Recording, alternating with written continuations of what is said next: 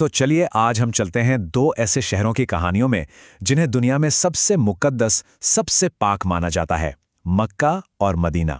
ये सिर्फ शहरों की कहानियां नहीं है, बल्कि ये ईमान, सब्र और उम्मीद की एक ऐसी दास्तां है जो आज भी हमें बहुत कुछ सिखाती है। कहानी की शुरुआत होती है बहुत बहुत पुराने ज़माने में। ज़रा तसव्वुर कीजिए एक ऐसी सुबह का जो रूहानी थी, पाक थी और एक बिल्कुल नई दुनिया की शुरुआत करने वाली थी। सोचिए उस वक्त अरब की जो धरती थी वो आज जैसी बिल्कुल भी नहीं थी। ना कोई ऊंची इमारतें थीं, ना ही बाजारों का वो शोर शराबा। सब कुछ बहुत अलग था। हर तरफ बस तपती हुई रेत थी और एक ऐसा सन्नाटा जो दूर दूर तक फैला हुआ था। और ऐसी ही वीरान और खामोश जगह पर इतिहास का एक नया पन्ना लिखा जाना था। इस कहानी के जो सबसे अहम किरदार हैं वो हैं हज़रत इब्राहीम, जो अल्लाह के एक बहुत नेक और फरमाबरदार बंदे थे।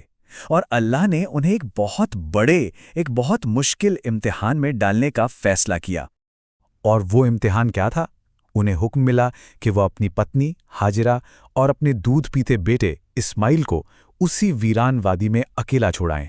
ये एक ऐसा हुक्म था जिसे समझ पाना सच में किसी के लिए भी बहुत मुश्किल था। जरा एक पल के लिए उस मंजर को महसूस कीजिए। दूर दूर तक न पानी का कोई निशान, न खाने का कोई इंतजाम और ना ही आसपास कोई दूसरा इंसान जो मदद कर सके।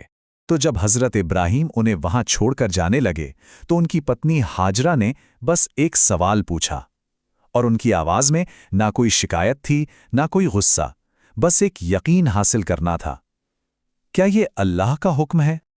और जैसे ही उन्हें जवाब मिलता है हाँ, तो वो जो कहती हैं वो ईमान और भरोसे की एक मिसाल बन जाती हैं। उन्होंने कहा, तो फिर अल्लाह हमें ज़ाया नहीं करेगा। ये वो भरोसा है जो हर तरह के डर से, हर तरह के शक से ऊपर है। और यही इस कहानी की बुनियाद है। तो इसी अटूट भरोसे के बाद वो हुआ जिसे आज दुनिया जमजम के चमत्कार के नाम से जानती है।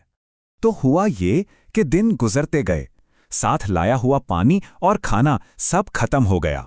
छोटा सा बच्चा इस्माइल अब प्यास से रोने लगा और अपने बच्चे को यूं तड़पता देख एक माँ का दिल बेचैन हो उठा। पानी की तलाश में वो बेकरार होकर पास की दो पहाड़ियों सफ़ा और मरवा के बीच दौड़ने लगीं। एक बार नहीं, दो बार नहीं, पूरे 7 बार। ये एक माँ की अपनी औलाद के लिए वो बेताबी थी, वो जज्बा था कि कोशिश नहीं छोड़नी है। और तभी अल्लाह की रहमत नाजिल हुई। जहां वो छोटा सा बच्चा अपनी एड़ियां रगड़ रहा था ना, ठीक वहीं जमीन से अचानक पानी का एक चश्मा फूट पड़ा। जी हां, ये वही जमजम का पानी है जो आज तक बह रहा है। और ये याद दिलाता है कि जब कोशिश और भरोसा एक साथ मिलते हैं तो चमत्कार होते हैं। इस चमत्कार ने उस वीरान वादी में एक तरह से जिंदगी की शुरुआत कर दी। और कुछ साल बाद एक और बहुत अहम वाकया पेश आया, काबा शरीफ की तामीर। हुआ ये कि अल्लाह ने हज़रत इब्राहीम को हुक्म दिया कि वो अपने बेटे इस्माइल के साथ मिलकर उसी जगह पर एक घर बनाएं। मगर ये कोई आम घर नहीं था, ये एक ऐसा घर था जो सिर्फ और सिर्फ एक अल्लाह की इबादत के लिए मखसूस हो। और जब वो उस घर की दीवारें उठा रहे थे तो हज़रत इब्राहीम ने दिल से एक दुआ की, एक ऐसी दुआ जो हमेशा के लिए कबूल हो गई।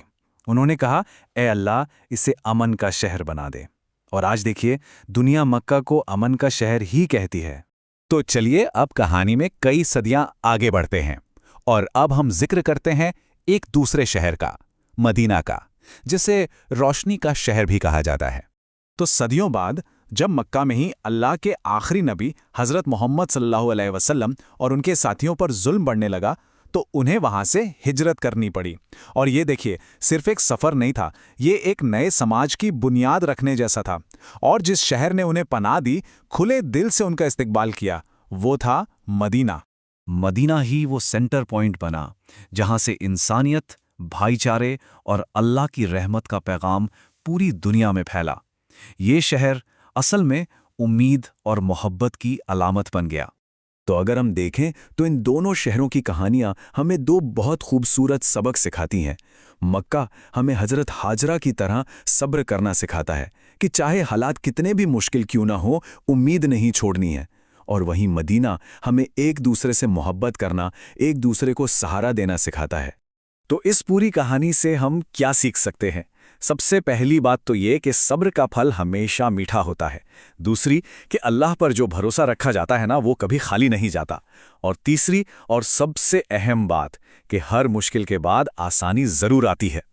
तो आखिर में बस एक सोचने वाला सवाल, इन सदियों पुरानी कहानियों में जो सब्र, भरोसे और मोहब्बत से भरी हैं, आज की इस भागदौड़ वाली दुनिया के लिए सबसे गहरा पैगाम क्या छिपा है? इस पर जरूर सोचिएगा।